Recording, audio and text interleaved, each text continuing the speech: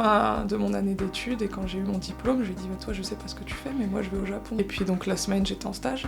Bon faut savoir que j'étais pas payée à ce stage également, c'est pas rémunéré le stage au Japon, donc j'avais sous-loué mon appartement à Paris pour pouvoir payer ma share house au Japon. Quand même revenu convaincu que ok c'est là que je veux vivre. Et humainement et l'expérience t'a motivé à faire le pas. Une petite anecdote, c'est là que j'ai rencontré mon mari. Moi, j'avais décidé que surtout ne pas me mettre en couple la dernière année parce que je voulais pas qu'on me retienne en France. Quand je suis revenue de ce stage, je cherchais à perfectionner mon japonais. Et donc, j'ai un peu cherché du language exchange avec les Japonais qui apprendraient le français. C'est comme ça que j'ai rencontré mon mari sur Paris, en fait. Oui, il parle japonais à ma fille, et puis ma fille, elle est à la crèche japonaise. Et du coup, elle parle quelques mots de français, mais pour le moment, elle choisit la facilité. Et pour elle, la facilité, c'est le japonais, donc elle me parle tout le temps en japonais. Elle a 3 ans, donc elle commence seulement à parler, mais on voit qu'elle est beaucoup plus à l'aise avec le japonais, donc ça me force un petit peu à progresser. Donc à l'issue de mes 1 an de visa de tourisme-travail, j'ai dû faire un choix entre les deux, un choix un peu forcé, qui était de choisir ceux qui pouvaient me sponsoriser mon visa de travail, et donc je suis restée avec eux, et je suis restée 5 ans chez eux, puisque... Et moi je trouve ça super chouette que tu fasses ça, parce qu'il y a beaucoup... Enfin, à l'époque où je voulais venir au Japon, il y avait beaucoup... Quand on allait sur les forums et tout, il y a toute une communauté d'étrangers ici qui veulent un peu être l'exception, et qui était hyper décourageant envers les jeunes qui veulent faire cette expatriation-là, et dire « Oh, c'est pas si facile que ça, vous allez pas vous sentir bien ici, vous allez jamais trouver... » Merci d'être venu. Merci à toi de me recevoir. Mais de rien, entre designers. Oui, voilà. Mais c'est vrai que moi je suis pas du métier du graphic design, même si le graphic design c'est quelque chose qui m'a toujours attiré, j'ai toujours aimé. Et, du coup j'ai plein de questions et du coup ça m'intrigue et m'intéresse de savoir un petit peu ton parcours, d'où tu viens, qu'est-ce qui t'a amené ici, qu'est-ce qui t'a amené à faire ce travail. Et avant d'être freelance, j'ai vu aussi que tu as travaillé dans des agences. Et tu me disais avant que tu es arrivé à Tokyo avant d'arriver ici. Oui. Donc voilà, un petit peu comprendre ce parcours. Et de toute façon, je mettrai les liens de ton Instagram. Aussi, j'invite vraiment les gens à aller voir tes illustrations, voir ton travail. Personnellement, moi j'adore, c'est très coloré. Merci. Et on sent un peu ce mélange de comment on peut dire, d'influence voilà, culturelle entre le Japon, l'Europe. Et du coup, tu travailles bien cette partie-là. C'est un peu ma patte, ouais. C'est un peu ta patte. Donc voilà, on va parler vraiment un peu de design, de nos vies, et peut-être un peu du japonais aussi, comment tu gères ça. Et peut-être avant de commencer, est-ce que tu peux te présenter quelques mots? Alors je suis Joséphine, je suis française, j'ai grandi à Annecy, près de la Suisse, et je suis designer graphique au Japon, à Kobe, en freelance. J'ai étudié le graphisme et la typographie à Paris pendant 5 ans avant de venir ici. Pendant 5 ans, ok. Et donc un master. Oui, j'ai fait un master 2 design graphique et typographie. En fait, j'ai fait une licence de design graphique 3 ans. Et ensuite, j'ai fait une spécialité typographie pendant 2 ans. Ok. Et d'où est venue cette idée? Du Japon? Non, avant même le Japon, même l'idée du design graphique. Tu dessinais déjà avant? Ouais, j'ai toujours été créative. J'ai toujours aimé dessiner, faire des petits bricolages quand j'étais enfant, tout ça. Donc quand on nous demande de chercher un petit peu notre voie, tout ça, j'avais tendance à me tourner vers des choses du domaine de la création. Et puis en fait, tu sais, quand on est au lycée, on se dit j'aimerais bien faire de la direction artistique, mais on ne sait pas trop par quel biais passer. Au début, je me suis un peu fait avoir. Je suis tombée 2 ans dans une école de communication générale. En fait, sur les prospectus, ils te disent vous pouvez, à l'issue de notre école, faire tel métier. Et notamment, ils disaient directeur artistique. Donc, je me suis fait avoir. Je suis allée dans cette école de communication. J'y ai passé 2 ans et je me suis rendu compte à mon premier stage en agence de publicité que je ne faisais pas la bonne formation. Ma maître de stage me dit « Mais il faut faire une école d'art, mademoiselle !» et donc, je me suis réorientée en école d'art. J'ai tout repris de zéro. Et j'ai fait une école de design graphique et art avec une MANA, une mise à niveau en art appliqué la première année. Et du coup, ouais, t'as pu faire la passerelle. Non, j'ai pas pu même faire la passerelle. Je suis repartie de zéro, donc au total, je cumule 7 ans d'études. Mais ça t'a quand même servi, cette partie communication, tu penses? Ou pas Un tant tout que petit ça? peu, je pense. Pas tant que ça. Ça m'a, j'ai quand même fait un stage qui a été assez formateur, donc je pense que pour ça, oui. Après, pour tout le reste, c'est quand même bien d'avoir une petite notion des notions marketing, etc. Parce que nos métiers, on n'est pas des artistes. Il y a une dimension économique à ce qu'on fait, quoi qu'il arrive. Donc, je pense que c'est bien d'avoir cette conscience-là, marketing, des enjeux de budget, etc. Mais au-delà de ça, pas tellement, quoi. Tu as compris un peu l'envers du décor, dans le Voilà, sens... c'est ça. Parce que le graphisme, bon, la publicité l'utilise quand même beaucoup, donc les liens sont assez forts. Et donc tu disais, du coup, que tu es tombé du marketing au graphisme. Ouais. Et pourquoi tu n'as pas choisi une autre voie artistique, comme l'architecture, ou comme... parce que tu étais déjà un peu dans ce... Ouais, j'étais attirée par la création d'images, je pense, de manière générale. Enfin, ma sœur est architecte d'intérieur aussi. Ok. Et donc je trouve ça hyper intéressant, mais c'était pas tellement cette voie-là qui m'intéressait. Non, j'avais envie de créer de l'image, je pense. Ouais. T'es tombé amoureux d'Illustrator, quoi. Ouais, c'est ça, on va dire pas ça comme ça. d'AutoCAD. Voilà. Pour ceux qui connaissent pas, c'est vraiment les applications... des Illustrator pour l'illustration, AutoCAD pour le dessin d'architecture. Ok. C'est ça. Ok. Et donc, tu es passé donc, de ce moment à l'école, et qu'est-ce qui t'a fait que tu as eu un lien avec le Japon? Qu'est-ce qui t'a tout d'un coup... Alors, ça a commencé par...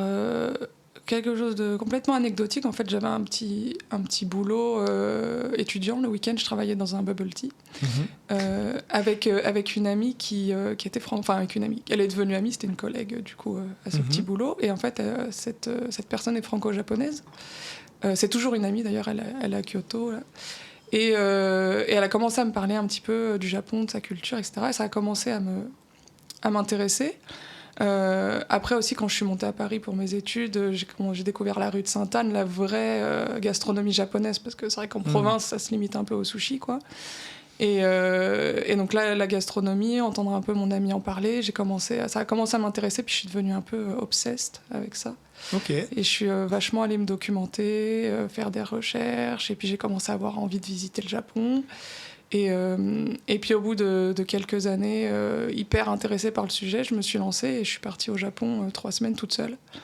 Ah ouais, donc t'as vraiment la vraie découverte. Ouais, c'est ça. J'ai pris un Japan Rail Pass et je me suis fait le classique Tokyo, Kyoto, Osaka.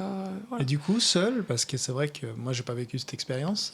Comment c'était? Raconte-nous un peu... ces 3 semaines d'arriver, débarquer, tu parlais pas japonais? Évidemment, non. Ouais, déjà, en plus, c'était C'était en quelle période? J'étais encore étudiante, c'était peut-être 2016, 2017. Ok. Ouais, 2016, je pense.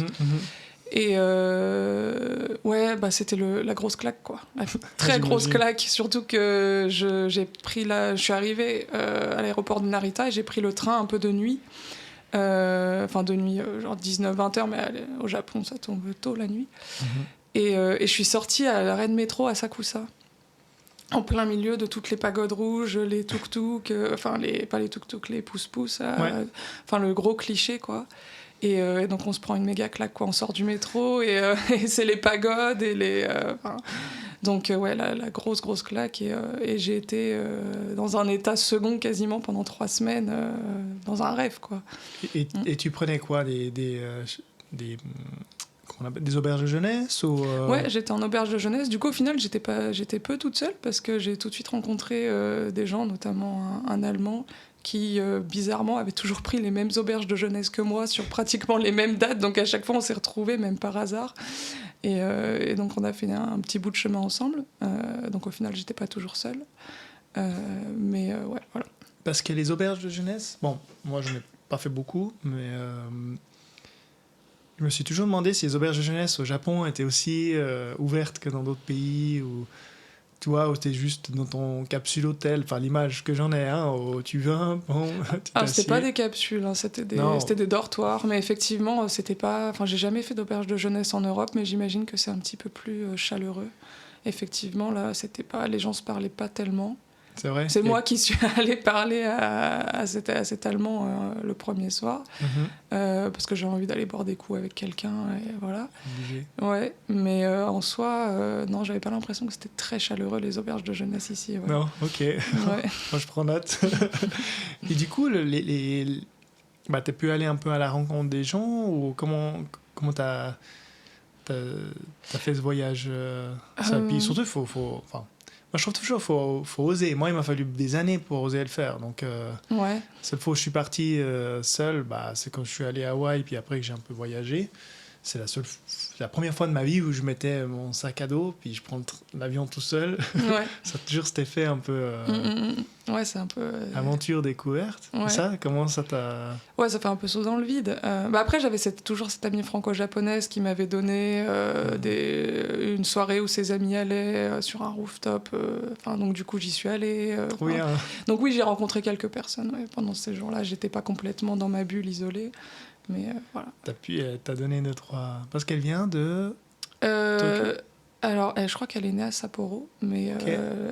elle y a pas grandi, je crois. Ouais. Plutôt Tokyo. Plutôt Paris, et puis après, je crois que dans sa jeunesse, elle est repartie à Tokyo, et là, elle est à Kyoto. Ok.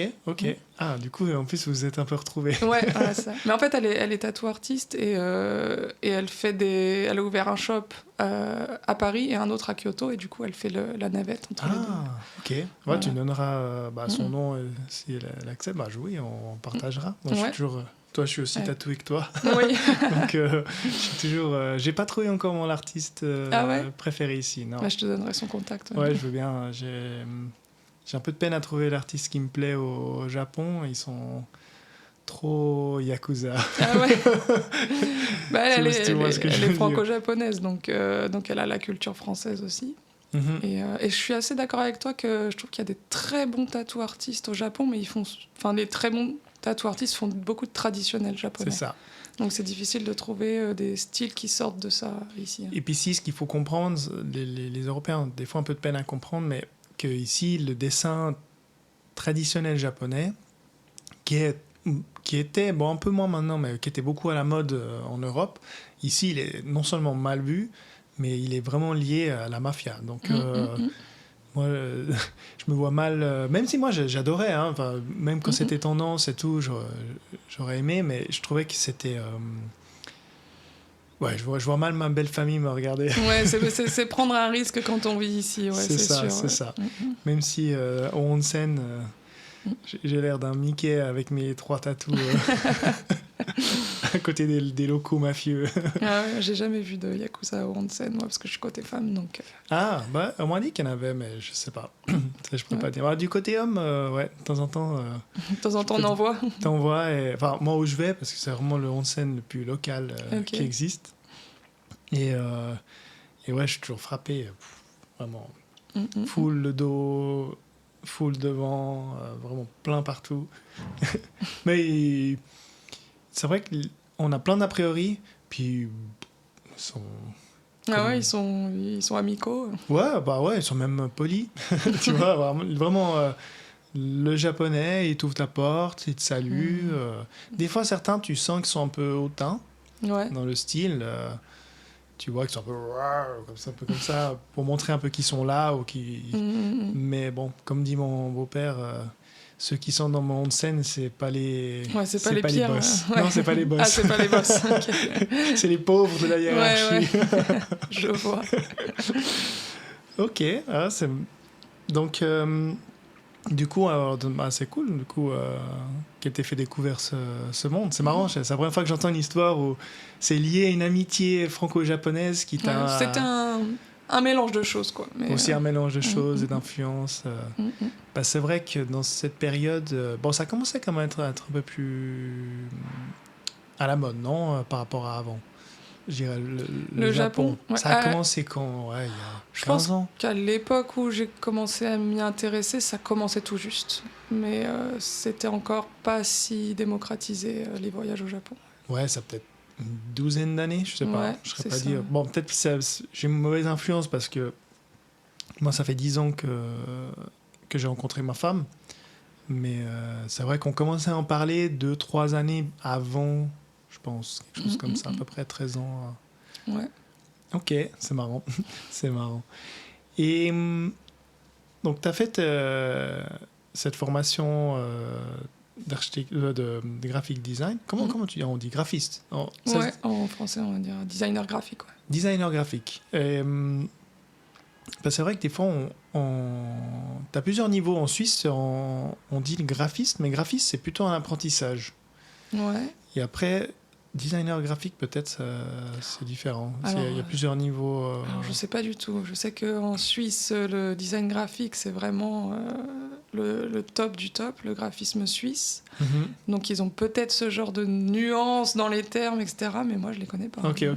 Non, c'est juste pour bien comprendre.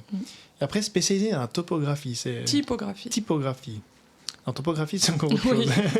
La typographie. La typographie, c'est le design de lettres, en fait. On a des fontes dans notre ordinateur, des polices d'écriture qu'on peut utiliser. Et en fait, il faut bien se dire qu'il y a des gens qui les dessinent, qui dessinent ces lettres une par une, d'abord au dessin, puis ensuite qu'ils les mettent sur un logiciel. Et voilà, donc il y a des gens qui font ça. Et souvent, c'est des très grands passionnés, les typographes. Et c'est un peu technique comme discipline. Voilà. Ouais, j'ai vu. Et tu en as dessiné, du coup? C'est pour l'école ou ouais, pendant ma formation. Alors, elles ne sont pas en vente, hein, donc je t'invite pas à aller les chercher. Mais ouais, il y en a... Alors, il y en a une qu'on a fait en équipe, donc il y avait plusieurs graisses, etc. Et puis, on en avait fait une également, une seule graisse en individuel. Ouais. Ok. Ouais, je trouve passionnant, ça me fait... Et on voit toujours, et on se rend pas compte de l'impact de la police dans le graphisme, qui est hyper importante. Mais même que je m'y intéresse, j'ai toujours la peine encore... vu que j'ai pas eu de formation, c'est toujours difficile pour moi de comprendre qu'est-ce qui va bien avec quoi, comment tu les mélanges, les règles qu'il y a. J'imagine il y a beaucoup de règles aussi. Même quand on a une formation, c'est pas toujours facile de choisir une typo. Et après, il y a beaucoup de règles. Et aussi dans la formation de typographie, donc il y a le dessin de lettres en soi, et puis ensuite il y a la maîtrise effectivement des règles typographiques, de la micro-typographie, etc. Et donc ça, c'est quand on fait du design de livres, il y a des règles très strictes à respecter en termes de mise en page, etc. Okay. Donc, ça, c'est toute une science aussi. Voilà. J'imagine. Et ok, c'est... Parce que vraiment, dans les règles, quand tu dis, c'est les mélanges entre les polices, c'est les règles de position, les marges. En fait, par exemple, tu as différents types d'espaces avant, par exemple, une ponctuation, un point d'exclamation. Donc, il faut savoir si il faut mettre un espace normal ou un espace quadratin ou un espace semi-quadratin. C'est des termes ultra techniques comme ça. Ok. Et également les justifications, savoir maîtriser le flow, entre guillemets, du texte pour pas qu'il y ait trop d'espace entre les mots et que ce soit justifié à gauche et à droite ou justifié juste à gauche. C'est tout des micro-réglages comme ça pour que le lecteur ne s'en rend pas compte, mais c'est ce qui fait que quand tu lis, c'est confortable en fait pour toi. Ok, waouh, donc ça va vraiment loin dans la science la typographie et pas juste... Des fois, on se rend pas compte, on lit un livre, on pense que c'est normal, que c'est comme ça, mais il y a eu des études et des études pour... Ouais, c'est ça. De savoir aussi comment navigue l'œil sur une page, de gauche à droite, de bas à droite. En fait, c'est comment c'est... Non, justement, c'est de droite à gauche, ensuite en biais, de gauche à droite. Donc ça, c'est aussi valable pour le graphisme en règle générale, quand on design un poster, etc. Savoir comment va se balader l'œil sur la feuille. On disait la même chose aussi dans les boutiques. Si je dis pas de bêtises, on dit toujours on rentre, on aura tendance à regarder à droite et balayer sur la gauche. Je sais pas pourquoi. Peut-être. Non, c'est vrai. Dans les magazines aussi, on va d'abord regarder la page de droite. Non, c'est pour ça que les pubs sont toujours à droite, en fait. Ah, ok. Ouais. Ça, je savais pas. Même que... Donc les Japonais sont un peu plus malins que nous. Ouais, peut-être. Parce que du coup, pour ceux qui ne savent pas, souvent les magazines, les mangas, ils se lisent dans l'autre sens. La page Oui, c'est ça. est à droite, on passe de droite à gauche, et on lit de haut à droite, en bas à gauche. Ouais. Et ce qui est encore plus tordu en japonais, c'est qu'on lit de... Oui, on peut lire de haut en bas comme de gauche à droite. Ouais. Donc ça... De haut en bas, de droite à gauche, et si c'est en horizontal, ça va être de gauche à droite. De gauche à droite. Je suis encore perdu. Ouais. Des fois, c'est pas encore très naturel dans la lecture, tu sais. Dans le choix, dans la lecture, c'est toujours des fois un peu perturbant. Ouais, c'est ça. Et maintenant, qu'est-ce qui t'a amené un petit peu... donc, tu as fait ce voyage de 3 semaines. Et du coup, t'es tombé amoureux de cet endroit ou... Ouais, ça, je suis revenue complètement emballée. Après, j'ai essayé de rester raisonnable dans le sens... un voyage au Japon, ce n'est pas la vie au Japon, c'est pas pareil que le quotidien.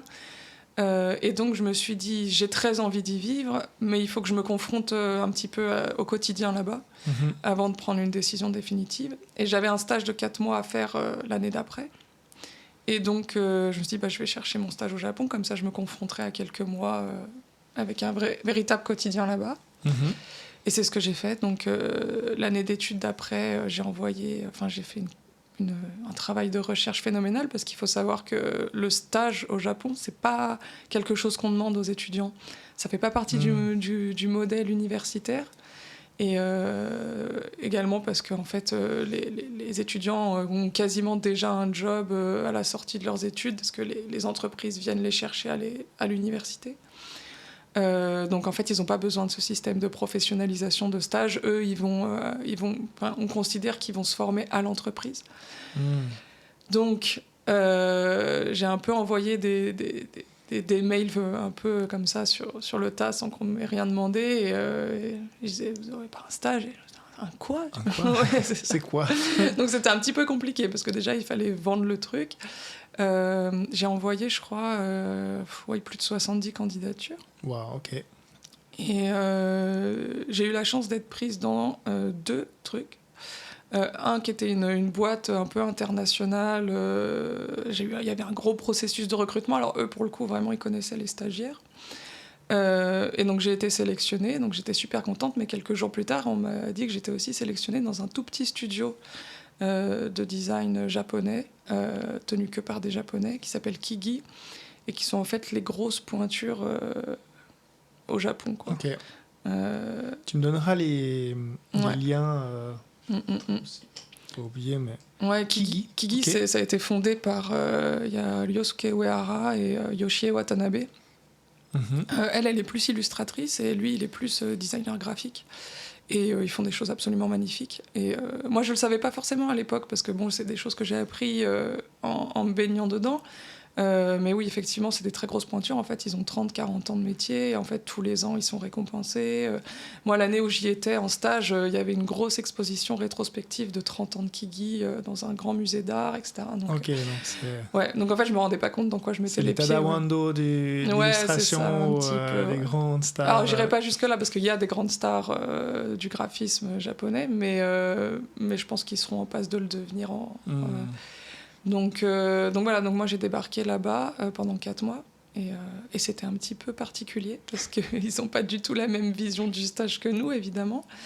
Moi j'avais déjà fait beaucoup de stages dans mon cursus, et en France, je pense que t'es pas sans savoir, mais on voit vraiment les stagiaires comme des employés pas chers. Donc on nous donne beaucoup de responsabilités, et donc dans tous les stages que j'avais faits, on m'avait donné énormément de missions, je pouvais rester jusqu'à tard parfois. Enfin, voilà, c'était vraiment hyper professionnalisant. Et en fait, là-bas, ils voyaient plus le stage comme le stage d'observation de 3e, quoi. Ouais, voilà. De découverte du métier, quoi. Ouais, c'est ça. Donc j'ai été un peu choquée. Le premier jour, en fait, je suis arrivée et j'avais pas de poste de travail prévu. Il faut savoir qu'en France, même à ne pas avoir de poste de travail pour un stagiaire, c'est carrément illégal, en fait. Donc, je n'ai pas d'ordinateur. Qu'est-ce que je vais faire pendant 4 mois, quoi. Donc c'était un petit peu la panique. Donc suite à ça, j'ai ramené mon propre ordinateur portable pour pouvoir montrer que j'avais envie de travailler et pas juste d'observer. Mais ouais, c'était un petit peu particulier, ouais. Et du coup, raconte-nous un peu. Ils t'ont plutôt, j'imagine, du coup, un peu plus observation. Donc, du coup, tu te baladais un petit peu avec eux en différentes séances. Mais tu parlais japonais Non, bien sûr, je parlais pas du tout japonais. Mais Donc, zéro. Et eux, ils parlaient vraiment zéro anglais, quoi. Waouh, Donc, l'immersion. ouais, c'était... Choc culturel. Ouais. Ils savaient pas trop ce que c'est un stage. Et en plus, vous n'arrivez pas vraiment à communiquer. Ouais. Non, en fait, après, j'ai compris que tous les étés, ils avaient l'habitude, je sais pas s'ils le font toujours, mais de prendre un stagiaire international. Ok. Donc, j'étais pas la première fois qu'ils faisaient ça. Mais en fait, ouais, j'ai essayé d'aller vers eux, de leur dire comment je peux vous aider et tout. Et puis, c'était un peu à la japonaise. Non, ça va. Et du coup, je savais pas trop quoi faire. Et puis, en fait, j'ai compris que ce qu'ils attendaient de leur stagiaire, au bout d'un moment, c'est sur les 4 mois que je développe mon propre projet perso, quoi. Mais moi, à cette époque-là, j'avais la vision du stage. Vraiment, il faut aider au quotidien, être comme un employé, un assistant, voilà. Donc j'ai essayé de faire ça au maximum. Et au final, on m'a donné des missions. Et puis, j'ai finalement fait un ou deux projets qui ont été produits. Ok. Mais ça a été beaucoup d'observations. Ouais. Et du coup, l'immersion, là, comment c'était le choc Là, j'étais dans une share house, okay. donc avec plein d'étrangers. Et donc ça va, t'arriver un peu ouais, c'était sortir chouette. ta bulle aussi. Ouais, notamment dans la share house, il y avait une Française aussi. Et puis donc la semaine, j'étais en stage. Bon, faut savoir que j'étais pas payée à ce stage également. C'est pas rémunéré, stage au Japon. Donc j'avais sous-loué mon appartement à Paris pour pouvoir payer ma share house au Japon. Donc j'étais un peu sans le sou pendant 5 mois. Enfin, j'étais venue... le stage, c'était 4 mois. Moi, j'étais venue 5 mois, donc 2 semaines avant, 2 semaines après. Et donc le week-end, j'essayais de profiter de Tokyo, du Japon, etc. Et donc de m'amuser un peu, d'avoir une espèce de vie étudiante ici. Donc ça n'a pas toujours été facile parce qu'effectivement, j'avais des mois où j'avais un peu du mal à finir les mois, quoi. Mais je suis quand même revenue convaincue que ok, c'est là que je veux vivre. Et humainement, et l'expérience t'a motivé à faire le pas. Ouais, complètement. Ouais. Ok. Ouais. Sacré challenge. Ouais. Et comment, du coup, donc t'es revenu? Ouais, et il me restait 1 an d'études. Ah, il te restait 1 an d'études. Ok, c'était un stage entre tes études de typographie. C'est durant les études de typographie? Ouais, c'était le stage de 4e année, juste avant la dernière année. Ok, donc t'as fait ta dernière année. Donc j'ai fait ma dernière année. Petite anecdote, c'est là que j'ai rencontré mon mari. Moi, j'avais décidé que surtout ne pas me mettre en couple la dernière année parce que je voulais pas qu'on me retienne en France. Et en fait, j'ai rencontré mon mari parce que quand je suis revenue de ce stage, je cherchais à perfectionner mon japonais. Et donc, j'ai un peu cherché du language exchange avec les Japonais qui apprendraient le français. C'est comme ça que j'ai rencontré mon mari sur Paris, en fait. Ok, qui est japonais. Qui est japonais, du coup. Et donc, lui qui était en France et qui étudiait le français. C'est voilà, c'est ça. Et donc, du coup, au final, à la fin de mon année d'études et quand j'ai eu mon diplôme, je lui ai dit, toi, je sais pas ce que tu fais, mais moi, je vais au Japon. Donc... lui, il aurait pu renouveler son visa étudiant 1 année de plus, mais du coup, il m'a suivi au Japon. Ouais. C'est marrant, marrant. C'est toi qui l'as traîné. Ouais, souvent quand on est marié à des Japonais, les gens ont tendance à penser on est venu au Japon pour nos époux, nos épouses. Et en fait, non, moi c'est lui qui est revenu au Japon pour moi, quoi. C'est drôle, c'est drôle. Bon, moi je suis un peu pareil pour moi, dans le sens où j'ai quand même donné un peu l'impulsion à ma femme pour venir habiter ici. Même qu'on a habité plus de 8 ans en Suisse. Ah ouais. Moi, j'avais ce rêve de parler japonais et pour moi, c'était le seul moyen, c'était d'y habiter ici. Ah ouais. Elle n'avait pas spécialement envie d'y retourner? Si, à la fois, elle avait trouvé son rythme en Suisse, puis à la fois, je pense qu'il y a toujours une partie qui disait elle aurait bien aimé revenir, donc sinon, elle aurait dit non. Tu vois, elle a dit puis j'aurais classé mon rêve et puis j'aurais dit peut-être pour la retraite plus tard, tu vois. Ouais. Donc non, elle a été facile à persuader. Ça va. Mais c'était quand même une impulsion de moi. Ok.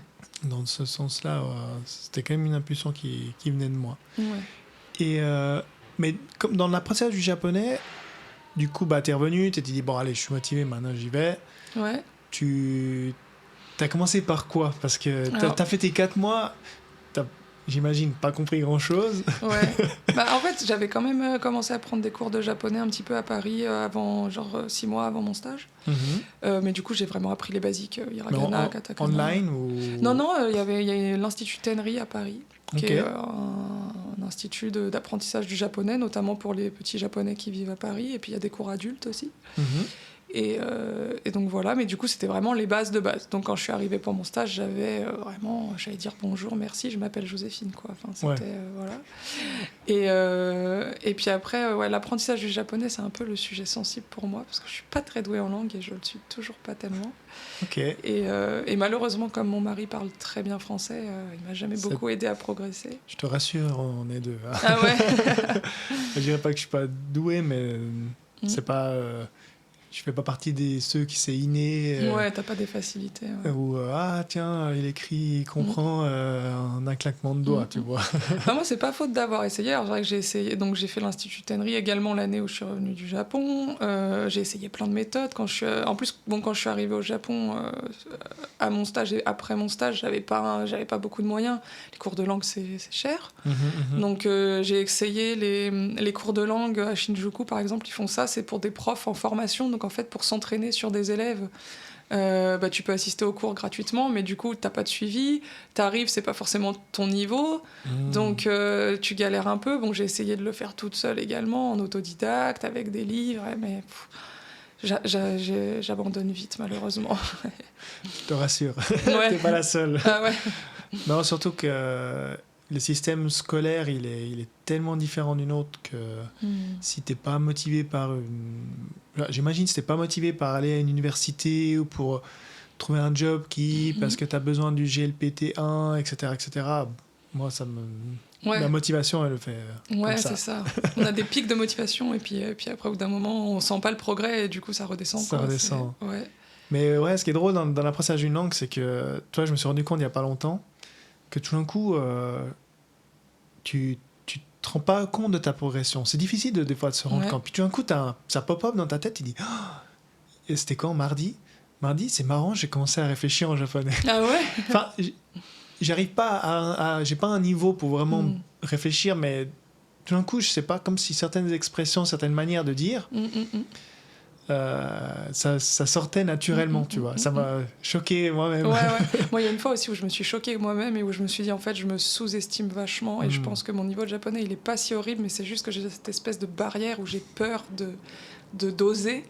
En fait, je me suis rendu compte que quand j'étais un peu énervée, ça se décoinçait. Genre, une fois, on était à l'aéroport avec ma fille et on avait acheté exprès la poussette qui se plie en tout petit pour que ça fasse une valise cabine. Quoi. Cabine. Ouais. Et en fait, c'était pas la marque Yo-Yo qui est la plus connue par les compagnies aériennes, mais ça remplissait les standards de taille, quoi. Et au check-in, ils ont dit oui, mais c'est pas une yo-yo. Et j'étais oui, mais c'est pas une yo-yo, mais elle remplit les dimensions. Ouais, quoi. Voilà. Et en fait, la nana, elle voulait rien savoir. Elle parlait en japonais. Et j'ai commencé à m'énerver sur elle, à lui sortir le site web de Air France, avec la ligne, etc. Où il fallait... Et en fait, j'ai commencé à m'énerver sur elle en japonais. Et il y a mon mari qui a voulu prendre comme il fait d'habitude pour m'aider, quoi. Il a commencé à vouloir venir pour m'assister. Et puis, il m'a écouté. Elle se démerde. Alors, elle était en train de m'énerver sur la nana. Et en japonais, quoi. Et je crois que 10 minutes après, si on m'aurait demandé de le refaire, je l'aurais pas refait. Et je lui ai vraiment expliqué sur le site d'Air France, les dimensions, c'est ça. Certes, c'est pas une yo-yo, mais elle est homologuée pour les bagages cabine. J'ai raconté tout ça en japonais, quoi. Et tu me demandes de le refaire, j'y arriverai pas, quoi. Et en fait, je sais pas, c'est le cerveau qui bloque des choses. Des fois, il switch. De toute façon, le plus difficile dans les apprentissages d'une langue, c'est de pas se juger, d'accepter d'être comme un enfant, quoi. C'est ça. Et puis souvent, les Japonais, ils ont tendance à nous infantiliser un petit peu. Je trouve, quand on essaye de parler japonais, c'est trop mignon, un étranger qui parle, et puis ils ricanent un peu et tout. Et moi, ça dépend. À Osaka, je trouve un peu... Tu trouves encore ici plus Ici, ouais, c'est vrai, peut-être un petit peu moins, surtout à Kobe, où ils ont l'habitude des étrangers. Mais c'est vrai qu'à Tokyo, et surtout dans l'entreprise dans laquelle j'ai travaillé 5 ans, et à chaque fois que j'essayais de parler, on se foutait de ma gueule. En fait, je suis sûre que c'était pas méchant, mais que c'était bienveillant. Mais ça me mettait mal à l'aise qu'on ricane dès que j'ouvre la bouche, quoi. Donc c'est vrai que ça m'a un peu bloqué pendant pas mal d'années. Ouais. Ici, j'ai jamais trop senti ça. Dès qu'ils t'ont vu 1 ou 2 fois, ça a plutôt tendance à... Des fois, ils croient que, voilà, je comprends le Kansai Ben comme si j'étais né ici. Ouais. Et t'es là, non. Ouais. C'est pas parce que je suis là à côté que j'ai tout compris. Ouais. Tu vois ce que je veux dire Et puis je trouve avec les enfants, on progresse aussi. Ouais. Ah ça, ouais. Parce que du coup, ton mari parle en japonais à tes enfants. Oui, il parle au japonais à ma fille. Et puis ma fille, elle est à la crèche japonaise. Et du coup, elle parle quelques mots de français, mais pour le moment, elle choisit la facilité. Et pour elle, la facilité, c'est le japonais. Donc elle me parle tout le temps en japonais. Elle a 3 ans, donc elle commence seulement à parler, mais on voit qu'elle est beaucoup plus à l'aise avec le japonais, donc ça me force un petit peu à progresser, quoi. C'est sûr que moi, l'oreille, maintenant, j'ai beaucoup progressé grâce à ça. Ouais, moi aussi. Grâce à ça. Par contre, ça a créé un peu une distance avec mes enfants, dans le sens où tu vois que ma fille est plus grande. J'ai un fils de 3 ans et une fille de 5 ans. Et on voit que ça la bloque des fois de m'expliquer certaines choses en français. Ah ouais. Parce qu'elle n'a pas le vocabulaire. Du coup, elle utilise la facilité vers ma femme. Ah ouais. Dans le sens, du coup, ça met plus de charge mentale sur ma femme parce que chaque question, chaque chose, elle a plutôt tendance à aller vers ma femme. Mais bon, ça crée des... Après, je pense que c'est un peu différent quand c'est la mère qui a la langue étrangère. Peut-être, enfin, je sais pas, peut-être. Mais... oui, quand même. Je pense que ça a aussi un impact, le fait d'être moins présent. Moi, je me dis, ma fille, elle est très maman. Elle me colle tout le temps. Donc, peut-être que le français va être un peu plus facile pour elle parce que... Ouais. Après, il y a des périodes comme ça aussi, très maman. Ça fait 3 ans. Ouais. Oui, ça fait 3 ans. Des fois, ça change. C'est des périodes qui peuvent un petit peu changer aussi entre... Et du coup, maintenant, pour ton quotidien, comment tu gères ça? Tu continues à apprendre ou tu prends un peu sur le tas, du coup Ouais, j'apprends un peu sur le tas. J'aimerais m'y remettre, mais j'apprends un peu sur le tas. Et puis maintenant, je suis freelance, donc j'ai des clients... En fait, j'ai des clients au Japon, mais qui en général sont des étrangers qui travaillent au Japon. J'aimerais avoir des clients japonais, mais c'est un de mes objectifs pour les prochaines années. Mais pour le moment, c'est plutôt des gens qui ont un lien avec le Japon, mais qui parlent anglais ou qui parlent français, quoi.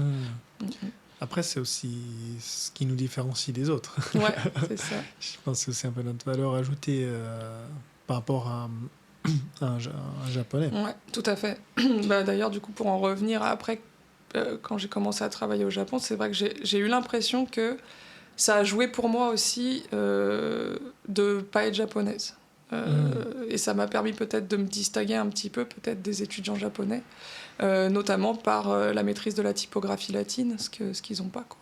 Ah ouais, j'ai pas pensé à ça. Ouais, et ça, je sais que ça a pas mal séduit chez certains studios, quoi. Et juste avant de revenir là-dessus, pourquoi Kobe? Donc tu disais que tu as commencé... Oui, j'ai commencé à Tokyo. Tu as rencontré ton futur mari. Ouais. Tu as dit, bon, maintenant, c'est le Japon, c'est pas la France. À la base, on s'est installé à Tokyo parce que mon mari est photographe aussi, donc également photographe de mode. Donc également, c'était mieux à Tokyo. Là, c'est là où il y a tous les grands studios de design et toutes les grandes marques de mode. Donc on est resté 6 ans à Tokyo. Juste une petite pause dans cet épisode pour vous dire, si ce que vous entendez vous plaît, pensez à partager ce podcast autour de vous, à un ami, un collègue ou quelqu'un que ça pourrait inspirer. Et si vous laissez une évaluation ou un commentaire sur votre plateforme préférée, ça m'aide énormément à le faire connaître. Merci pour tout et on retourne à l'épisode. Ok. Et en fait, je suis arrivée en vacances, en visa vacances tourisme, qui est ce visa qui permet de rester 1 an au Japon en faisant du tourisme tout en travaillant. Moi, je suis arrivée avec l'objectif de le rentabiliser pour trouver un travail et me faire sponsoriser un visa de travail. Ça, il faut surtout pas le dire à l'immigration. Normalement, ce visa de vacances-travail est censé être plus vacances que travail. D'ailleurs, explique juste un peu en détail ce visa, parce que je ne le connaissais pas. Ah ouais C'est un visa... alors je crois que c'est jusqu'à 30 ans. Ouais, c'est jusqu'à 30 ans, okay. C'est ça. Et en fait, ça permet de venir au Japon pendant 1 an. En fait, on doit donner un projet pendant 1 an de qu'est-ce qu'on compte faire au Japon, on doit donner ça à l'immigration pour expliquer son projet, etc. Et surtout, bien dire qu'on est en grande majorité là pour des vacances, pour visiter, pour faire du tourisme. Donc ton projet, c'est, je sais pas, d'aller visiter Kyoto, de faire 2 mois de voir ici, Kyushu, voilà. Ok. Et en fait, le travail, il est censé être là pour appuyer tes finances pendant ce séjour-là.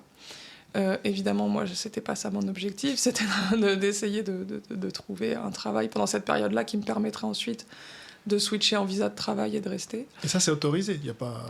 Si tu trouves un travail et puis quelqu'un te sponsor, t'es pas obligé de retourner en France. Ou t'as quand même été obligé de le faire? Non, j'ai pas été obligé de le faire. Donc c'est toléré, c'est pas très bien vu parce qu'à la base c'est pas le but du visa de vacances-travail, mais il y a beaucoup de gens qui l'utilisent pour ça.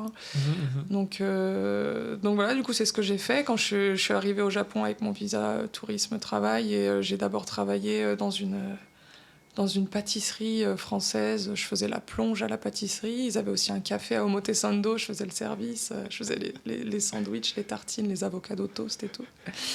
J'ai fait ça pendant quelques mois et en parallèle, j'envoyais des candidatures à toutes les agences de design, les studios, etc.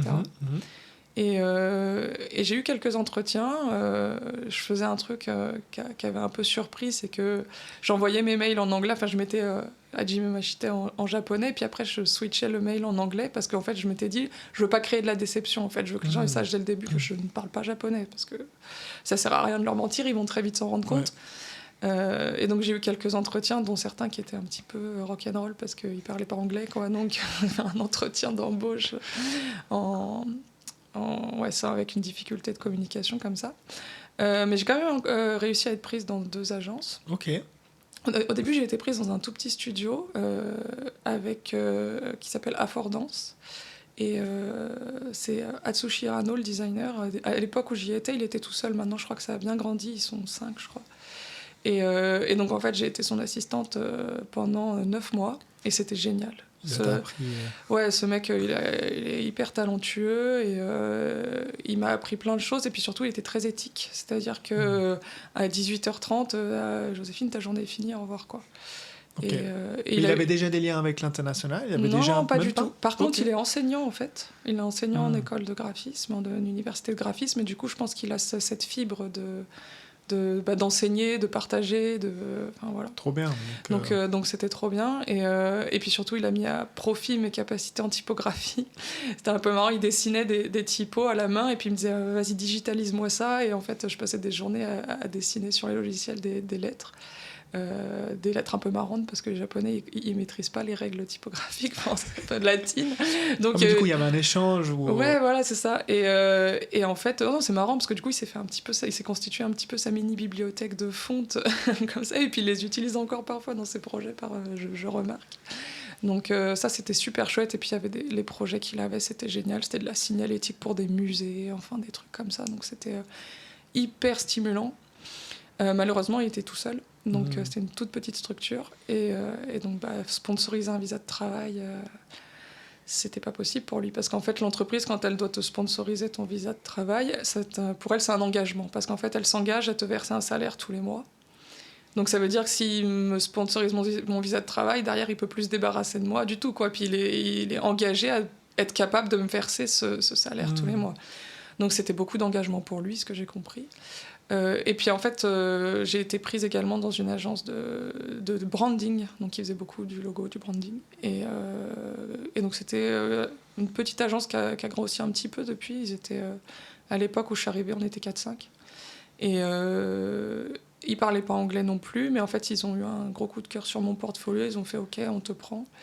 Je crois aussi, pour être tout à fait honnête, on appelle ça le white monkey, je crois, en Chine. J'étais un petit peu leur faire-valoir international. J'ai compris ça par la suite, mais je crois qu'ils aimaient bien... Est-ce que c'est négatif? Est-ce que c'est Négatif. Bah, tu le prends comme manière négative ou tu le prends... Bah, ça s'est pas très bien fini avec cette agence-là, donc je peux pas vraiment avoir des Non, je dis, ouais, donc, pour expliquer ton histoire de White Monkey, l'idée, c'est d'avoir quelqu'un occidental, international, pour avoir un peu une image d'ambassadeur international. Voilà, quelque chose ça. comme ça.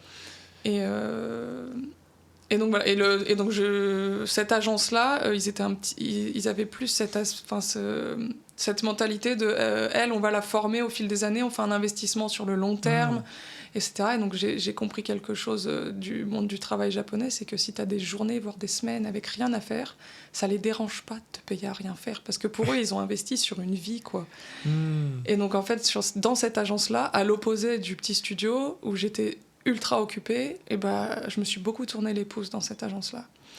Et il y a eu quelques projets hyper cool que j'ai fait là-bas, mais il y a eu beaucoup de temps où je m'ennuyais sévère, quoi. Ouais.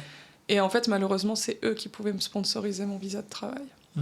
Donc, à l'issue de mes 1 an de visa de tourisme-travail, j'ai dû faire un choix entre les deux, un choix un peu forcé, qui était de choisir ceux qui pouvaient me sponsoriser mon visa de travail. Et donc, je suis restée avec eux et je suis restée 5 ans chez eux, puisque même si j'y étais pas très heureuse et très épanouie, malheureusement, ils me tenaient par le visa de travail, quoi. C'est chaud, hein. Ouais. Quand t'es tenu, tu sais que t'es pas épanoui, mais que t'es tenu par un visa, c'est chaud. C'est chaud. Mais là, tu vivais déjà avec ton mari. Ouais, en fait, du coup. Enfin, vous n'étiez pas mariés. Mais on s'était installés ensemble. Ouais. Vous étiez installés ensemble. Et lui, il a trouvé du boulot facilement. Il a réussi à développer. C'est aussi chaud, hein, en tant que photographe. Ouais. Bah lui, il a eu une époque à Osaka, avant de venir en France, où il était assistant photographe, il avait plein de contacts et tout, mais c'est vrai qu'il est parti 3 ans en France, puis quand il est revenu, c'était un peu plus difficile. Donc il a mis un certain temps à se refaire un peu son répertoire, quoi. Bien sûr. Donc la première, deuxième année, c'était un petit peu compliqué, mais petit à petit, il s'est fait sa clientèle. Ouais. Il a réussi à... Et après, qu'est-ce qui t'a ramené ici? Lui, il vient d'ici? Ah ouais, c'est ça. En fait, lui, il vient de Takatsuki, qui est un petit peu en grande ville en banlieue de Osaka. Et en fait, il a toujours eu envie de revenir dans le Kansai. Mais moi, bon, déjà, Takatsuki, c'était hors de question.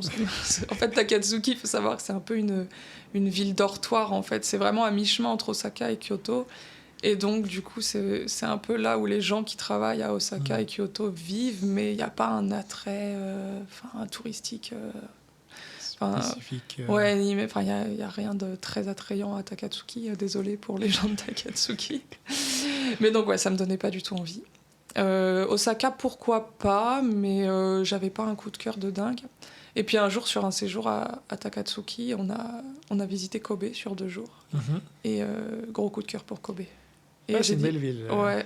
Et en fait, moi, j'ai grandi à Annecy, près de la Suisse, mais en fait, c'est juste mes parents qui avaient été mutés dans le coin. Mais toute ma famille est du nord de Normandie, du Havre, donc là où je passais toutes mes vacances scolaires, où j'avais mes grands-parents, mes oncles, mes tantes, mes cousins. Et je me sens beaucoup plus havraise que annécienne, d'ailleurs. Et en fait, Kobe, ça a énormément de points communs avec le Havre. Très bizarrement. C'est une ville portuaire un peu industrielle, avec des gros porte-containers, etc.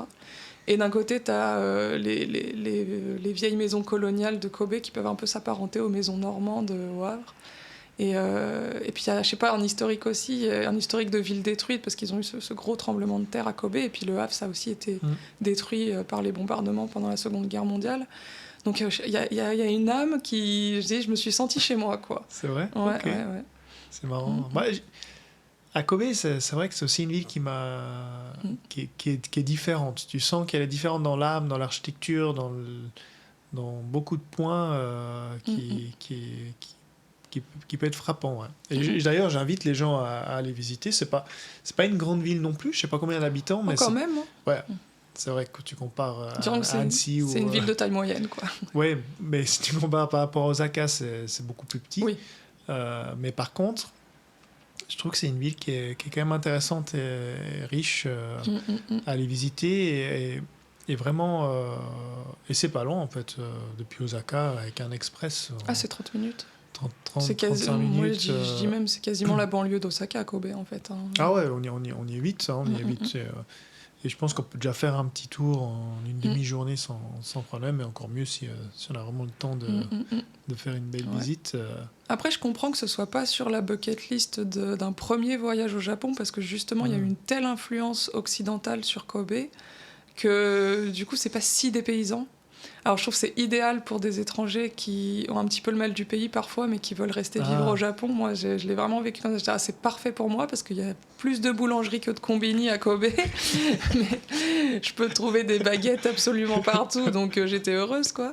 Et aussi, ils ont plus la culture du café en terrasse, un petit peu. Enfin, ça reste très loin de Paris, mais plus qu'à Tokyo ou Osaka, on voit plus de terrasses. Il y a un peu plus ce mode de vie à l'européenne. Et donc je trouve que quand on est un Européen qui vit au Japon, ça soulage un petit peu de retrouver un peu ce mode de vie. Mais par contre, quand on veut voir du Japon au Japon, il vaut mieux aller à Kyoto, quoi. Ouais, c'est vrai. Mais ça vaut la peine de visiter avec ce regard un peu mix qui est intéressant à Kobe. Et d'ailleurs, ils ont un super aquarium qu'ils ont ouvert. Là. Oui, T'es allé à Toa. À Toa. Ouais, c'est magnifique. Chouette. Ils ont fait un aquarium. Art Aquarium, ils appellent ça. ça Art Aquarium. J'ai trouvé vraiment incroyable. L'approche scénographique de l'aquarium, vraiment sympa. Ouais, très chouette celui-là. Kobe, ok. Donc du coup, vous avez dit bon, on vient quand même au Kansai, mais du coup, j'ai dit moi je veux bien aller au Kansai, mais ça sera là, ouais. Comme ça, on a fait un peu une négociation comme ça. Ouais. Et du coup, c'est ce qui t'a permis d'arriver sur Kobe. Voilà, c'est ça. Depuis 1 an seulement. Ouais. Ah, ok, ça fait pas très longtemps alors que t'es sur Kobe. Et là, il n'y a pas eu d'entre-deux entre Tokyo et Kobe. Vous avez déménagé. Ouais, on a déménagé directement de Tokyo à Kobe. Ouais. Et lui, ça va au niveau travail? Il arrive à. Du coup, c'est pareil que quand. Il recommence. Du coup, il doit recommencer à faire sa clientèle et tout. Donc, comme au final, c'est un peu moi qui avais poussé pour Kobe, un peu comme toi qui avais poussé pour le Japon. Donc, du coup. Parfois, il l'avait un peu mauvaise parce qu'il avait sa clientèle à Tokyo. Mais il y va quand même, hein, il fait des allers-retours parfois. Mais c'est vrai qu'il faut un peu reconstruire encore de zéro, quoi. Bon, ça pousse. Mais par contre, du coup, comme il a une petite maison dont il a hérité à Takatsuki, il a ouvert un Airbnb là, il y a 1 mois. Ah, cool. Ouais. Bah, tu me donneras le lien si je peux donc, vous aider. Je l'ai aidé un peu avec la déco, la rénovation et tout. Et il a ouvert un Airbnb qui est très mignon. Et donc, je disais que Takatsuki n'a pas un attrait de dingue, mais c'est vrai que c'est à 30 minutes de Osaka et de Kyoto. Donc, c'est un bon pied-à-terre quand même pour naviguer dans le Kansai. Combien de temps, pardon? 30 minutes de chaque. 30 minutes de chaque. Ce qui est intéressant, moi, je trouve, dans l'expérience Airbnb, que j'aime beaucoup, c'est qu'en fait, les gens... moi, je suis un peu clientèle de ça. C'est que ça permet de découvrir le Japon, mais le Japon de tous les jours. Déjà, les gens, quand je les amène au bureau, toi, comme tu dis, ils s'attendent déjà pas à cette typologie de ville qui est complètement différente du tour traditionnel qu'on fait. Kyoto, c'est déjà unique en soi. Quand on fait du centre d'Osaka, c'est beaucoup plus dense. Et quand tu arrives, tu prends ton train, tu arrives en 30 minutes, puis tu arrives dans ce petit village, sa petite maison traditionnelle, les gens, ils sont, complètement. Ils sont intrigués par cette expérience. Et moi, je trouve ça, pour ça, Airbnb, je trouve ça... Ouais, super, ça permet de vivre un peu comme des locaux, quoi. C'est ça, de vivre beaucoup plus proche des locaux, être moins déconnecté que Shinsaibashi, où il y a des millions d'étrangers. Ouais, c'est ça. Ok, cool. Tu me donneras les liens. Avec plaisir. Si je peux vous aider. Donc il s'est lancé dans cette aventure de rénover sa. Il a rénové, c'est ça? Il a rénové, ouais. Donc tu l'as aidé à rénover un peu sa maison. Moi j'ai aidé un peu avec la déco, mais lui il a fait beaucoup de travaux. Ouais. Ok, donc ça l'a un peu occupé cette année. Ouais, ça l'a occupé beaucoup l'année dernière. Ouais. Là ça a ouvert il y a 1 mois. Et vous êtes content? Vous avez réussi déjà un peu? Et en 1 mois, il a fait déjà pas mal de réservations. Et en fait, très étrangement, je m'y attendais pas. C'est surtout les Japonais qui réservent sur Airbnb. Ok. Voilà. Donc, comme quoi? Ouais. Une clientèle plutôt famille ou plutôt... Ouais, surtout qu'en fait, on a fait un Airbnb familial. Du coup, comme notre fille, elle a grandi, il y avait tous les jouets dont elle se servait plus, le petit lit dont elle se servait plus. On a tout mis dans le Airbnb. On a fait un Airbnb baby-friendly, quoi. Voilà. Ouais, c'est bien. Des fois, tu sors d'une niche un peu spéciale. Enfin, pas spéciale, mais tu sors d'une niche en proposant une offre au pet-friendly. On m'avait dit, si tu voulais faire du Airbnb, il faut surtout mettre pet-friendly. Si tu veux cartonner, pet-friendly, l'espace pour les enfants. Encore mieux si tu veux mettre un bureau. Ouais. Si tu fais ces 3-là, tout d'un coup, tu mets les petites coches, Ah ouais. tu peux déjà être dans les tops. Ah ouais. Enfin, moi, c'était ce que j'avais compris sur Paris, que tu mettais ces 3 coches. En plus, tu rajoutes parking. Ouais. Et là, Là, ça décolle, ouais. tu as des cols. Donc là, les gens peuvent se parquer. Non, ils peuvent pas. Il n'y a pas de parking, par contre. Ok. Mm, Mais c'est vrai que. Ok, c'est sympa. Bonne expérience. Ouais. Il veut recommencer Si ça marche bien, pourquoi pas, ouais. Pourquoi pas en ouvrir un autre, mais pour le moment... Moi, ça m'intrigue un peu, cette, Ah ouais. cette histoire d'Airbnb. Ouais, Ça t'intéresse aussi Ça m'intéresse aussi, mais du coup, maintenant, il y a un peu ce mouvement Akia, Oui. où donc, les maisons abandonnées, il y a beaucoup d'étrangers qui veulent acheter ça. Et du coup, ça devient difficile à en trouver. Et tu as l'impression d'être le 20e, donc vraiment le bien que personne veut, mal placé, pas intéressant. Tu vois, c'est pas un héritage ou une connexion. Du coup, ça reste. Ouais, c'est un peu compliqué. Je regarde un petit peu aussi en ce moment et c'est les trucs vraiment pas chers, abandonnés, à retaper. Et souvent, c'est très mal placé, quoi. C'est ça. Et puis, bon, sur Airbnb, c'est vraiment hyper important d'être bien placé ou d'avoir une expérience qui soit différente et intéressante. Ok, excellent. Bah, écoute, c'est des bons retours. Bah, tu me rediras dans quelques années si vous étiez content de cette approche. On en partagera. On est plusieurs à faire. Il y a aussi Alan qui fait ça. Je sais pas si tu le connais. On commence à être quelques personnes là. J'ai rencontré quelques personnes qui s'intéressent à ça et qui veulent développer quelque chose autour de ça. Donc ça vaut la peine qu'on se mette un peu en contact et qu'on développe, qu'on partage un petit peu Et il a le droit, et là, dans cette zone-là, tu as le droit de faire un Airbnb. Ouais, ça dépend des zones. En fait, il faut demander à la mairie. Mais bon, un peu en banlieue, ça, étonnamment, parce que tu vois, dans Hyogoken, c'est quasiment partout interdit. Ah ouais? Nishinomiya, c'est interdit. Il y a plein de zones dans Hyogo qui est beaucoup plus strict avec le Airbnb. Bah ouais, je crois que le Japon, ils essayent de protéger leur ryokan surtout, leur domaine hôtelier, quoi. Parce que l'hospitalité japonaise, c'est quand même une base de la culture ici. Donc je pense qu'ils n'ont pas vu d'un très bon œil l'arrivée des Airbnb, quoi. Bon, ce qu'ils ont fait avec le système de licence et tout ça, moi je trouve assez bien. C'est-à-dire tu n'ouvres pas Airbnb comme ça. Ça, il faut bien que les gens comprennent. Au niveau administratif, c'était un peu une galère, c'est sûr.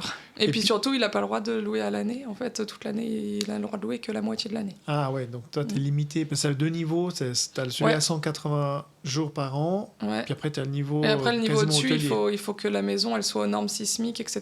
Donc, donc ça engendre des frais de mise à. Enfin, il faut mettre des grosses poutres qui soutiennent. Il faut refaire les fondations de la maison. Enfin, là, tu pars dans des budgets. Voilà, quoi. Ah, je savais pas. Donc, le niveau 2. À louer à l'année, tu dois en plus de ça avoir un minimum sismique. Ouais. Et là, par contre, ce que j'ai compris, c'est que tu as un niveau aussi hôtelier. Enfin, tu dois mettre la détection incendie. Ah, ça, par contre, même pour le même niveau pour les 180 jours. Ça, même pour les 180 jours, mon mari, il a dû faire tout ça. Éclairage de secours, sortie de secours, il y avait quoi? Il y a 2-3 choses comme extincteurs, j'imagine, ce genre de... Les pompiers sont venus vérifier que tout était aux normes et tout. Ok. Moi, je trouve que c'est bien, parce que c'est pas libre comme ça. Tu viens pas ouvrir Airbnb, ça crée vraiment du mal dans certains pays où, typiquement là où j'ai les bureaux, je loue ça, bam, mais sur Airbnb, location, sous-location, 4 fois le prix du bien que j'ai loué, et là, ton voisin, Enfin, tu vois les rendements que tu peux faire en un claquement de doigts, ça crée tout de suite un crack dans le marché qui mais c'est surtout, par exemple, il y a des petits villages en France ultra touristiques et en fait, comme un Airbnb, ça rapporte beaucoup plus qu'une location à l'année. En fait, tous les propriétaires ont commencé à faire du Airbnb et en fait, les gens n'arrivent plus à se loger dans certaines zones aussi. Donc ça crée ce genre de problème-là aussi. Ouais, puis ça fait exploser le prix de l'immobilier parce que du coup, si le bien de ton voisin, il a vu qu'il peut faire un rendement 4 fois ou 5 fois supérieur à ton loyer. Du coup, il le vendra 2 fois plus cher que celui qui veut acheter cet appartement, il peut plus parce que... Ouais, c'est ça. Ok, mais ça, je trouve ils ont fait une bonne chose. Ils arrivent un peu à maîtriser l'expansion d'Airbnb. Ok. Et du coup, Depuis combien de temps maintenant tu es freelance? Ça fait officiellement, ça fait 1 an et demi, ça fait officieusement 2 ans. En fait, ce qui s'est passé, c'est qu'à l'issue de mes 5 années dans l'agence où je me plaisais pas tellement, j'avais ce projet de devenir freelance, mais on avait aussi un projet bébé. Et on s'était dit, si on fait d'abord le projet freelance, j'aurai pas de congé maternité, on pourra financièrement très difficilement se le permettre. Donc on a d'abord fait le projet bébé, et le congé maternité au Japon, c'est 1 an. 1 an, voire même extensible jusqu'à 1 an et demi, mais j'ai fait 1 an. Et donc du coup, les premiers 6 mois, j'étais à 100% pour ma fille, et les deuxièmes 6 mois, 2-3 jours par semaine, j'ai commencé à mettre mon idée de freelance sur pied, donc c'est-à-dire à remettre à jour mon portfolio, faire un site web, commencer à faire un peu de networking. Officieusement, parce qu'en fait c'est illégal de faire ça. Normalement, si tu as un congé maternité, c'est pour revenir travailler après. Donc j'ai fait ça un petit peu officieusement. Bon, mais tout le monde le fait. Oui, en fait, tout le monde le fait. Je veux dire, c'est pas. Mais en fait, tu as le droit de rencontrer des gens. Oui, tu as le droit de rencontrer des gens, tu as le droit de te faire un site web, mais officiellement, tu ne dois pas avoir l'intention de quitter ton travail pendant ton congé maternité. Et d'ailleurs, tu n'as pas le droit de quitter ton travail pendant ton congé maternité. Il faut y revenir au minimum 1 jour, 1 semaine, quoi. Donc j'avais déjà commencé ça donc les 6 derniers mois de mon congé mat, et puis je suis quand même revenue à mon travail du coup. Et en fait, il se trouve que mon boss de l'époque était très connu pour le harcèlement au travail. Moi, j'avais été épargnée jusque-là par ce harcèlement-là, parce que justement, je pense que ça m'a un peu sauvé les miches de ne pas parler japonais. Parce que ça a créé un petit peu cette barrière-là. Barrière directe. Ouais. Mais en fait, pendant mon congé mat, j'ai demandé des horaires aménagés, parce qu'eux, ils travaillaient de 11h du matin à 22h le soir. Donc moi, j'ai pas de crèche qui font ces horaires-là. Voilà. Et j'avais demandé aussi de travailler de chez moi, puisque ça n'avait aucun intérêt avec les temps de transport et les horaires aménagés. Je me retrouvais à être en fait que 3 heures ou 4 heures avec eux au travail, quoi. Donc c'était venir au travail pour être la moitié du temps toute seule dans l'agence, quoi. Donc ça n'avait aucun sens. Donc j'avais négocié ça, et en fait ils ont accepté, mais visiblement à contre-cœur. Je pense que ça les a un peu énervés. Et au bout de 2 mois, j'ai senti qu'ils commençaient à me harceler aussi, que je commençais à devenir sa bête noire du moment. Et comme de toute façon j'avais pas l'intention de rester longtemps, j'ai tout de suite dit ok, c'est comme ça, bon bah fini. Voilà, donc du coup là j'ai démissionné. Donc du coup là ça fait 1 an, mais ça fait presque 2 ans, parce que c'était en septembre d'il y a 2 ans. Ouais. Et du coup, avec cette expérience, tu peux nous expliquer 2 choses que je connais pas. Déjà, le congé maternité, ça veut dire quoi au Japon? Tu as un salaire à 100%, à 80%, à 60%? Alors, il est pas mal le congé maternité au Japon, il est d'1 an. Et les 6 premiers mois, tu es payé à 75%, je crois. Ok. Et ensuite, les 6 mois d'après, 50%.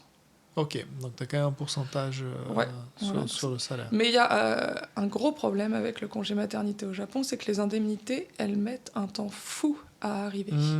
Et en fait, donc, tu commences ton congé maternité 1 mois avant l'accouchement, et donc là, l'indemnité, elle tombe pas tout de suite. Elle tombe même jusqu'à 3, 4, 5, 6 mois après l'accouchement. Donc ils te payent, c'est pas l'agence qui te paye. Non, c'est le gouvernement. C'est dans les autres pays, en France. Non. France, je sais pas, mais en Suisse, tu reçois ton salaire de l'entreprise, et c'est l'entreprise qui reçoit l'indemnité 3 Non, là, 4 je crois mois que plus tard. ça doit être directement, et c'est très mal fait, et c'est certainement très vieillot, leur système. Et en fait, ils se rendent pas compte, mais pour certaines personnes qui n'ont pas 6 mois de salaire d'avance, ça peut être très très lourd. Ouais, j'imagine. Ce qui était notre cas, parce que mon mari pouvait pas assumer le loyer et les factures pour 2, quoi. Donc heureusement, je m'en suis rendu compte de ce système-là quand j'étais enceinte de 4 mois. Donc j'ai pris un gros coup sur la tête le jour où je l'ai appris. Mais on a eu assez de temps pour mettre pas mal de côté pendant ma grossesse. Mais il y a des gens qui s'en rendent compte, qui sont pas japonais, qui s'en rendent compte genre 1 mois avant l'accouchement, que en fait les indemnités elles vont pas tomber tout de suite. Et là ça fait mal, quoi. Donc du coup, tu as réussi à lisser un peu. Ouais, on a réussi à pallier un peu, mais c'est vrai que c'était un peu mon gros coup de gueule, parce que je trouve que dans un pays où les natalités baissent comme ça, c'est le genre de truc très facile à corriger qui permettrait aux gens de pouvoir se projeter dans une parentalité. Bah ouais. Parce que ça, c'est quand même... Enfin, tu te dis, je vais pas être payé pendant 6 mois, pendant minimum 3 mois, ça peut en refroidir plus d'un, quoi. Trouver une solution avec l'entreprise. Ouais. Déjà, rien que ça... Si l'entreprise a l'air... Bon, les petites, c'est toujours un peu compliqué, mais les plus grandes entreprises, ils payent le salaire et puis ils reçoivent l'argent en retour à faire classer, tu vois. Ouais, c'est ça. Ok, ouais, donc c'est pas si évident que ça. Voilà, c'est ça. C'est pas si... Et démissionner au Japon, ça veut dire quoi? Démissionner? C'est-à-dire, tu as un nombre de mois, de temps, tu dois rester dans l'entreprise. Je me souviens plus. Moi, ça s'est tellement mal passé que dans ces détails-là, j'ai pas trop prêté attention. Je pense qu'en fait, moi, non, je crois qu'ils m'ont mis. Ils m'ont dit, ok, c'est terminé, ne reviens plus, quoi. Ouais, parce que en fait, du coup, quand j'ai posé ma démission, le patron l'a très, très, très mal pris. Et en fait, ce qui s'est passé, et ça aussi, c'est que du coup, c'est quelque chose que je conseillerais à tous les aspirants graphistes au Japon de savoir, c'est que quand tu travailles dans une agence japonaise, tout le travail que tu vas faire là-bas leur appartient. Tous les copyrights sont les leurs, ce que je ne savais pas. Et c'est-à-dire que même le droit de représenter le travail dans ton portfolio personnel sans le vendre, juste de dire c'est moi qui ai fait ça. Mais même en mentionnant... Même en mentionnant, si tu as l'accord de l'agence, il n'y a pas de souci. Si tu ne l'as pas, tu ne l'as pas. Ok. Et donc, en fait, moi, ce qui s'est passé, c'est que mon boss, il a tellement mal pris ma démission qu'il m'a interdit. En plus, j'étais employée chez lui quasiment à ma sortie de diplôme. Et il m'a dit, les 5 dernières années de travail que tu as fait, tu les oublies. C'est tellement malhonnête. Ouais, tellement méchant. Et en fait, en plus... Dans les 5 années que j'ai passées chez lui, il avait eu à cœur de me faire participer à des awards de design. Donc il m'avait dit, je te laisse carte blanche, fais-nous un projet digne d'un award. En gros, c'est ce qu'il m'avait dit. Et donc, dans le cadre de cette agence, j'ai fait 2 projets comme ça, carte blanche, où lui n'a même pas posé un point, que j'ai fait en partie sur mon temps libre également, et qui ont effectivement été primés. Et donc, je lui ai dit, au moins ces 2 projets-là... Tu me les laisses. Ouais, tu me les laisses parce que tu vas pas les mettre sur ton portfolio, c'est pas toi qui les as faites du tout, quoi. T'as même pas mis un point dessus, voilà, quoi. Il a accepté? Et non, il a pas accepté. Même pas ça? Non, il m'a menacé de me poursuivre en justice. Wow, ça, c'est pas... Donc en fait, j'ai commencé ma carrière de freelance avec un portfolio vide. Donc c'était très compliqué. Mais j'ai réussi à me retourner et c'est mon petit pied de nez à ce type-là. Voilà. Bon, après, t'as toujours un peu des techniques dans le sens... Si tu rencontres un client, tu peux lui montrer que tu as fait ses awards. Oui, mais c'est vrai que sur ta vitrine, c'est pas top. Ouais, quoi. Sur ta vitrine, tu es obligé de reconstituer un autre, ouais, c'est ça. Donc là, portfolio. Quoi. Ouais, c'est tellement pas élégant parce que pour moi, tu dois toujours finir en bonne élégance et en bonne intelligence. Et... Tu vois, là, à l'inverse, tu fais une mauvaise pub pour cette agence, alors que si tu étais parti en bon terme et que tout ça serait bien passé, au contraire, tu pourrais être le porte-parole de cette agence, parce qu'en réalité, c'est une grande agence, tu n'es pas concurrente directe, en plus maintenant tu es à Kobe. Je veux dire, tu vois, il y aurait eu que du positif, et là, ils transforment ça en du négatif. Ils ont aussi essayé de me faire signer un contrat qui m'interdisait de parler en mal d'eux, un contrat que je n'ai pas signé, évidemment. Je te jure, des fois, c'est tellement débile. Ok, bon, du coup, t'as quand même transformé cette j'ai réussi mauvaise... j'ai réussi à me retourner. J'ai ressorti des projets fictifs, des vieux trucs que j'ai remis un peu à jour, ce genre de trucs. J'ai trouvé des petits moyens détournés aussi. J'ai mis des thumbnails de mes projets primés en flou sur mon site. Et en fait, quand on clique, ça renvoie vers leur site à eux. Parce qu'eux, ils ont gardé sur leur portfolio mes projets. Donc en fait, j'ai trouvé des trucs. T'as trouvé d'autres hacks, ça je connaissais pas. C'est vrai que là... J'ai vachement réfléchi. J'ai dit, mais qu'est-ce que je pourrais avoir le droit de faire? J'ai le droit de mettre un lien vers leur site. Donc j'ai pas le droit d'afficher le projet, donc je mets mon projet en flou, une image floue, et après quand on clique, ça...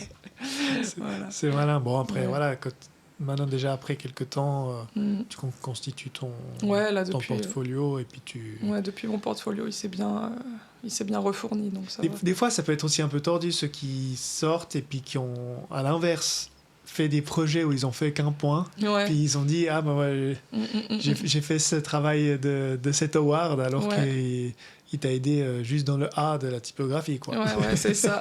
De l'image. Ok. J'espère que ça cartonnera et j'espère que t'auras bien... Ouais, j'espère. En tout cas, cette année, c'est un peu plus timide, mais je crois que c'est timide pour tout le monde. Hein. Cette année, un peu plus difficile, mais l'année dernière, j'ai eu des beaux contrats, j'étais contente. Ouais. T'as bien réussi. Ouais.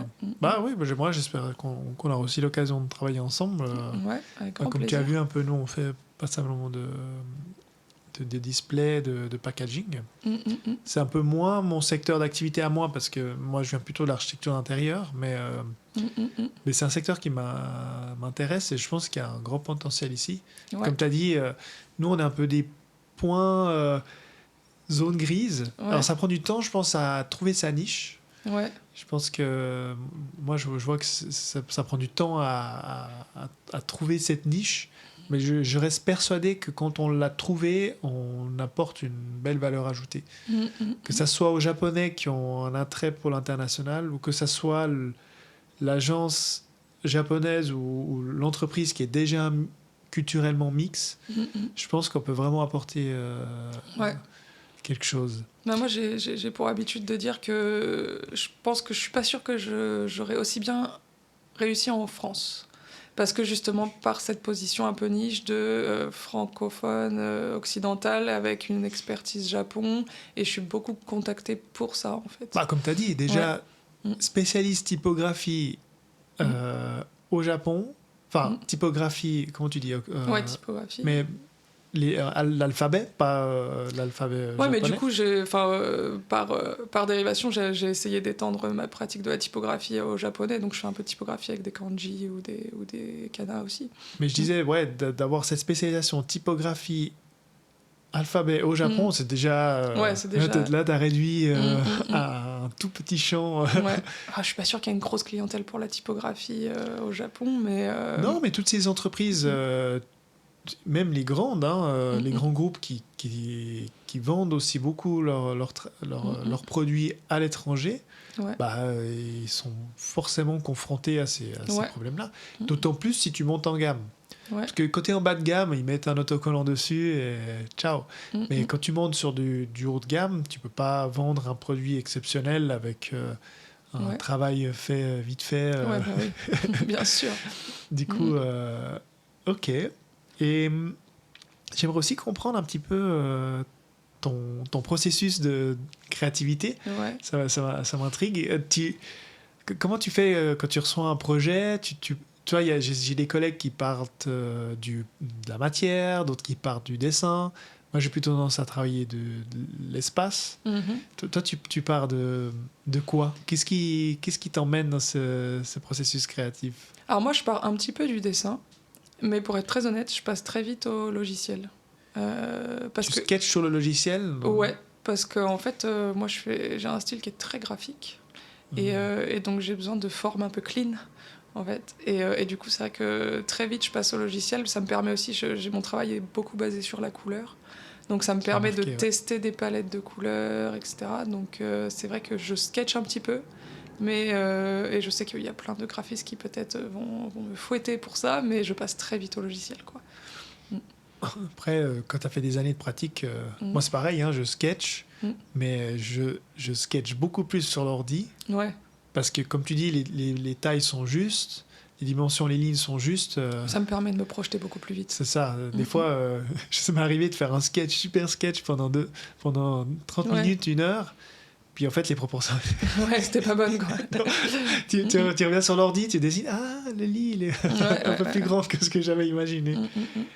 Et, mais du coup, tu t'inspires de la marque au début ou du projet, et qu'est-ce qui t'amène à...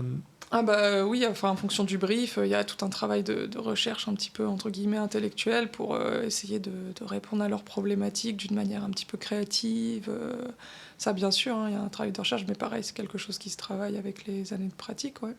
Mais j'essaye toujours de trouver une solution un petit peu inattendue, quelque chose comme ça.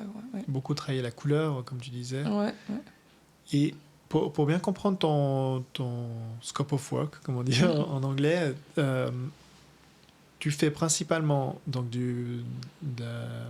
maintenant j'ai que les mots en anglais, mais brand identity, donc l'identité visuelle.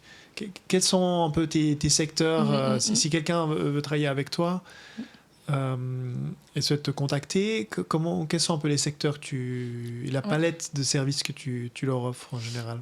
Le branding, oui, effectivement, c'est quelque chose que je fais beaucoup parce que notamment j'ai passé 5 ans en agence de branding, donc c'est quelque chose que je sais très bien faire, dont j'ai l'habitude, mais je dirais pas que c'est c'est le genre de brief que je préfère. Ok.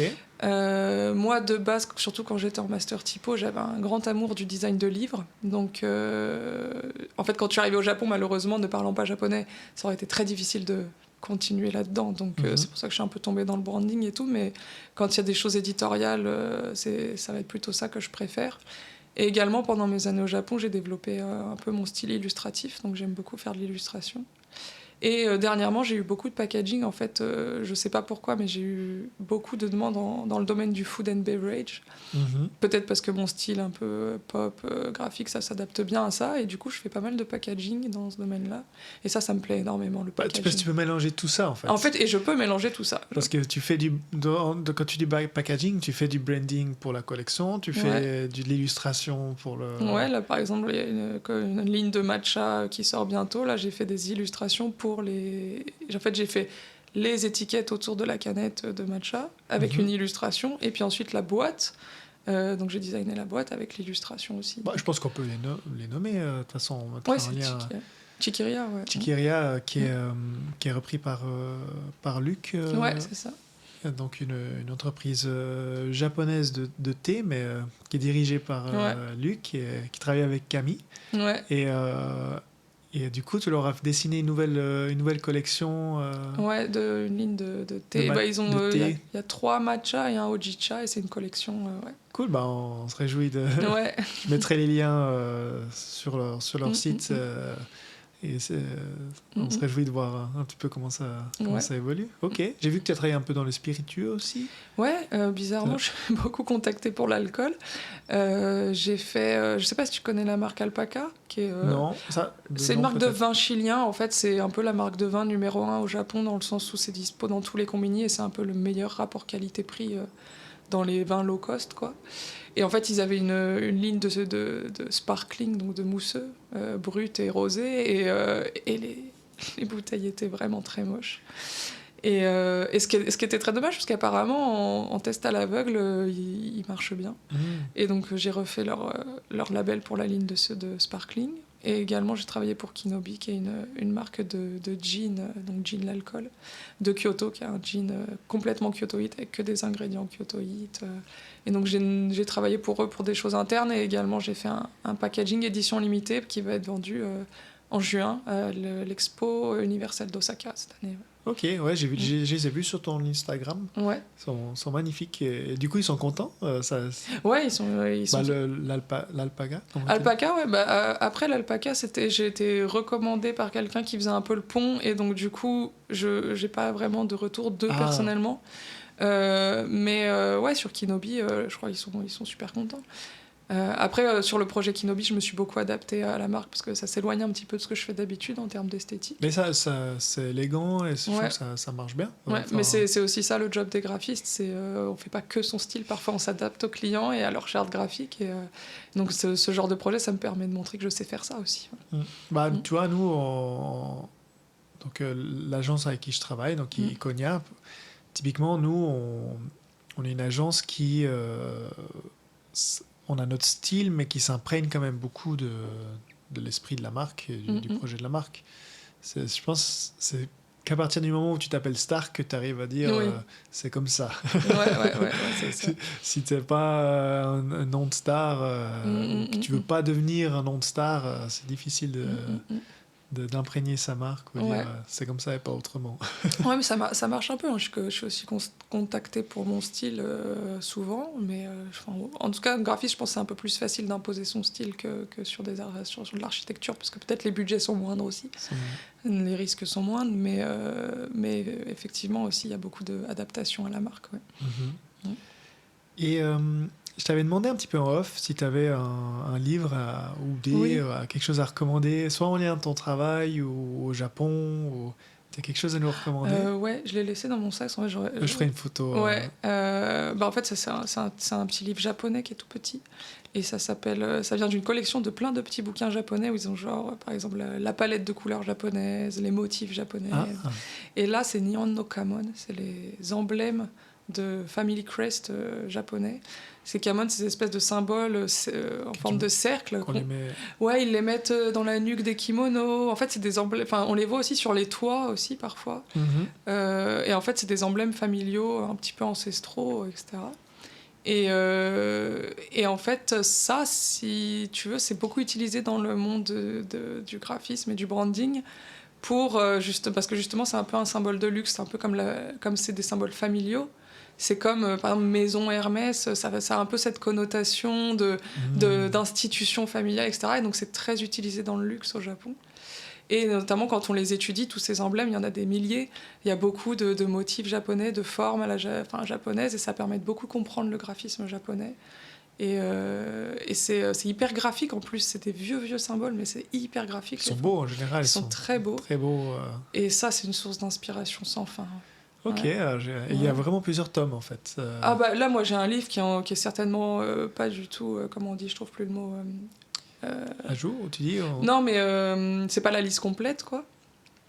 Et non, il y en a des milliers. Et, là, ce livre-là, il en regroupe peut-être 500, je sais pas. Mais... Ok, bah écoute, je mettrai le lien, je ferai une photo qu'on mettra dans le descriptif. Ouais, je m'en sers beaucoup dessus là. C'est vrai, ouais, voilà, c'est un bon tips aussi pour les graphistes qui nous écoutent et qui s'inspirent du monde et le graphisme japonais, toi, tu le qualifierais comment? Comment tu qualifierais la différence entre le graphisme japonais, du graphisme... Bah, moi, les mots qui me viennent en tête, c'est minimaliste, les lignes assez fines... Ouais. Ça, c'est inspiré de l'univers ukiyo-e, en fait, qui est les estampes un petit peu... Ce que tu as raconté avant. Donc, les estampes, tu penses... les estampes à l'époque d'Edo, en fait, les gravures sur bois. Et en fait, c'est toutes les images qu'on a l'habitude de voir de vieilles illustrations japonaises où tu as les lignes très fines, les aplats de couleurs, et c'est un peu en 2D comme ça. Et je pense qu'il y a beaucoup du graphisme japonais qui est issu de ça. Donc c'est pour ça qu'on a des lignes très fines, etc., je pense. Mais je pense qu'il faut aussi beaucoup nuancer. Justement, moi, j'ai fait mon mémoire de graphisme sur justement ce sujet-là, où j'avais étudié depuis l'après-guerre jusqu'à maintenant les affiches d'événements culturels japonais. Et j'ai essayé de voir quels étaient les symboles occidentaux et quels étaient les symboles japonais pour voir un petit peu l'influence de l'Occident sur le Japon. Et en fait, je m'attendais à avoir une réponse un peu catégorique, et en fait, pas du tout. C'était... En fait, juste après la guerre, il y a eu beaucoup de symboles très américains, etc., dans le graphisme japonais, parce que justement grosse influence des États-Unis, etc. Et puis ensuite on est revenu justement, ils ont voulu beaucoup reprendre en main leur culture, donc il y a eu toute une période avec des choses très très japonaises. Et puis en fait aujourd'hui, de nos jours, c'est un peu un mix, quoi. Donc et ça, je pense que c'est un œil qui se travaille aussi sur la longueur, quoi. C'est des petites choses qu'on commence à repérer à force de s'entraîner son œil, et puis aussi son savoir de la culture japonaise, quoi.